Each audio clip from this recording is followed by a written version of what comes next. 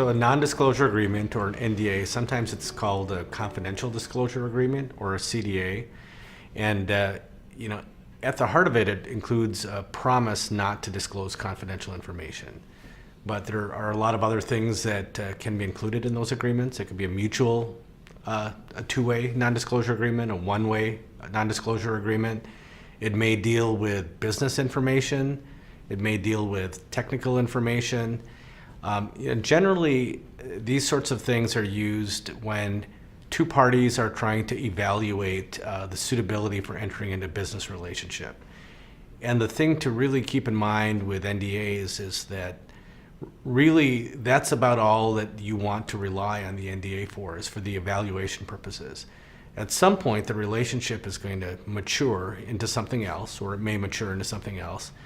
And you have to be aware of that and understand that there may be another agreement that should be put in place when that happens. So other than just treating a promise not to disclose confidential information, there may be provisions as far as using the confidential information, restricting how a party can use the confidential information. And sometimes there may be actually some provisions about inventorship as well. So if there's any kind of collaboration between the parties, who owns the intellectual property? So typically those sorts of issues are best handled in a more formal agreement, but non-disclosure agreements come in all different flavors and varieties.